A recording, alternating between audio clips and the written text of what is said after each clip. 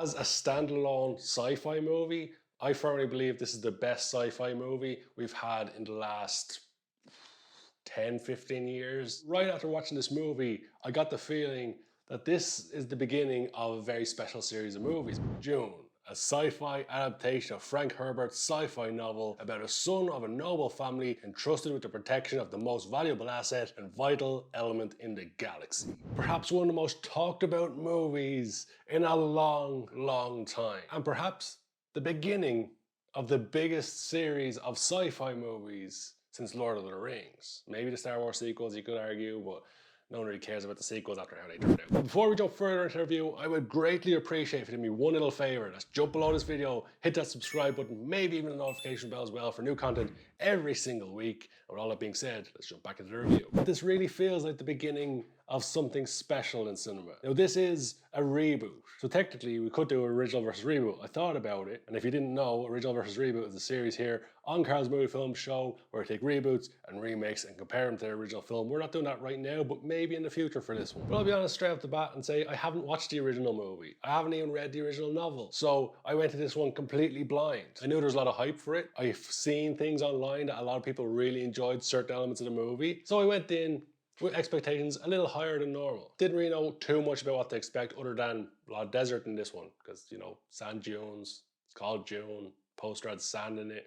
But the film has a pretty damn impressive cast. Timothée Chalamet in there, Zendaya, Dave Bautista, Oscar Isaac, Jason Momoa, Josh Brolin, Rebecca Ferguson. The list goes on. There's plenty of well-known faces in this one. Now, as I mentioned already, we haven't had a sci-fi movie on this scale possibly since Lord of the Rings series. I know we've had more Star Wars films since then, and even around then, because the prequels came out around that time. The prequels and the sequels kind of were a letdown. Prequels are better than sequels in my opinion, but we're not talking about Star Wars right now. But right after watching this movie, I got the feeling that this is the beginning of a very special series of movies, because Dune is a very good movie. Now, it's not a perfect movie. I would say it's one of the better movies of the year, but I wouldn't say it's the best movie of the year. And I'll get into why. So let's start out with some of the good. I always think it's important in a sci-fi movie to separate the movie world from the real world. And the way you do that is you add in a lot of special elements, stuff we haven't seen in our world. Like with Star Wars, they had lightsabers and force powers and all this, that helped separate it. In this one, they've got a lot of really cool machinery, really cool visuals, and it just feels like you're on another world in this movie. Something that I feel Star Wars The Force Awakens really suffered from. That movie doesn't feel otherworldly. It doesn't feel like it's set in a galaxy far, far away. It feels like it's set in a forest down the road from my house. This movie, Dune, really feels like it's set in a completely different world, completely different universe. Some of the visuals in the movie are stunning. The sound is very good in the movie. The score throughout the movie is fantastic and really adds to the epicness of it. And that's the thing, overall, this movie has a big, big scale to it. And we've had a lot of sci-fi movies down the years. The whole MCU thing, they're all sci-fi movies, but despite them having a big scale themselves, this one just feels different. It feels grander. It feels bigger, more epic. Maybe it's just because, you know, the MCU's come a little bit bland. Some of the fight scenes in the movie are quite interesting. Some of the technology within the scenes are quite interesting. You've got the desert worms, which adds a new element to the entire movie, add like an alien presence, which you go, wow, that's really cool. And that adds some really suspenseful scenes within the movie when you know these things are coming to destroy everything. The thing is with this movie, it very much felt all the way through like they were establishing a lot, and the movie kind of suffered because of that. And this is where we start talking about some of the bad points of the movie. I personally felt that the first 40 to 50 minutes, there was so much setting up things of who characters were and why things were happening, which all movies have, but this one seemed to have a lot more than most. This movie had to go to pains at times to establish things and really set up things, and basically that's what this entire movie is. It's setting up for the next one. Well, this one had great visuals and some good acting, good fighting, good sound design. I feel like we haven't even really got into the meat of the story yet. Most movies have a beginning, middle, and end. This one only has a beginning. And of course, part 2 has already been greenlit. It's underway, and you could see very much after watching the movie, it kind of had to have a part 2 because otherwise it's very open-ended. Timothée Chalamet plays the main character, and his story is very much established throughout this. We establish his powers, we see his gifts, we see his ability in his fight towards the end, and we also see the pain that he suffers throughout this movie, which is going to fuel him on his journey, more or less to get revenge and to save the people around him. But as I was stating, because they're establishing so much in the first 40 to 50 minutes, it's quite slow paced and we don't really get into too much of the action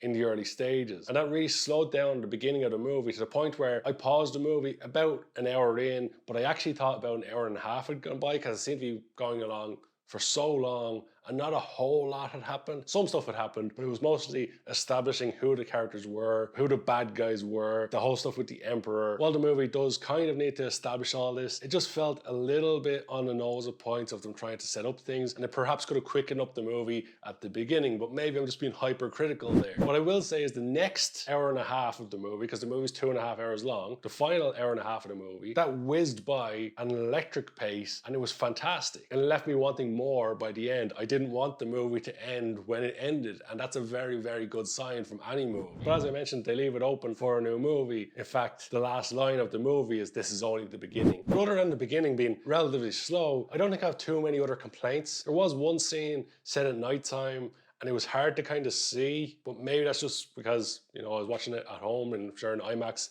it looked amazing. I'm actually considering going to the cinema just to see this movie again because I watched it at home. I watched it on my own TV, which is pretty damn good TV, but you know, you can't quite beat the cinema for movies like this. This movie has such an epic scale. I think it needs to be seen in IMAX. Definitely some of the sound design at the beginning, it was very much set up for that because it'd hold on establishing shots and helicopters would fly in or someone would come across screen or you'd hear a sound off screen, and in IMAX that sound design would just be unbelievable. Perhaps I could say for a bad point that the story overall, while it had its big moments in this movie, the story is very much set around establishing the world, so it didn't really have an epic story. It didn't have a beginning, middle, and end that you go, wow, that's an unbelievable story. It's going to stand the test of time. No, this is very much just setting up for the next movie, and I firmly believe now that Dune Part 2 could be one of the best movies we get in the next 10 years. If we get it in the next 10 years. Who knows how long it'll take them to make it. Another thing I liked about this movie, well, I can't confirm it because I didn't actually double check this, but I read something from the director,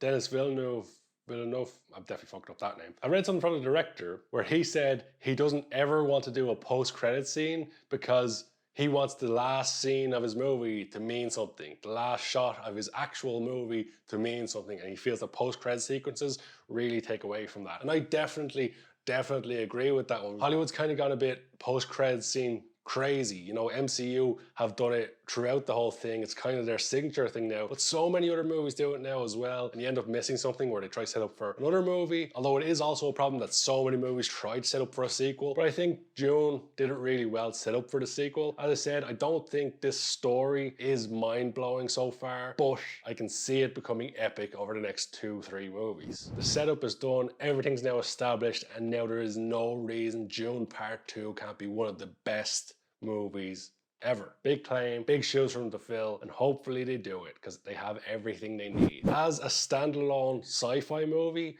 I firmly believe this is the best sci-fi movie we've had in the last 10-15 years, maybe. I can't think of anything that comes to mind that had this epic scale to it. Apart from like MCU stuff, I'm ignoring all that for now. But I think Dune might be one of the best standalone sci-fi movies so far. You know, it's not standalone, it's going to get sequels, but I think you get what I mean, that it's not part of the MCU, it's not a Star Wars, it's not a Lord of the Rings, it's its own thing. It's a reboot, sure, but it's its own thing. It's not Star Wars, MCU, Batman, all that stuff. And it's kind of refreshing to get something like that, even though it is a reboot, again, as I keep stressing. So now it's going to come down to a rating, and as I've said, I think there's room for improvement, and I think the next movie is going to be even better. So I have to leave room for improvement in the rating. And I said a while ago that to get above an 8 on this channel is going to be very difficult for most movies, and if I give anything above an 8 or above, that's going to be a pretty damn special movie. So with that in mind, I'm going to give Dune an 8.5 out of 10. Very enjoyable movie. Get through the first half an hour and I think you'll really enjoy this movie. Some of the visuals are spectacular,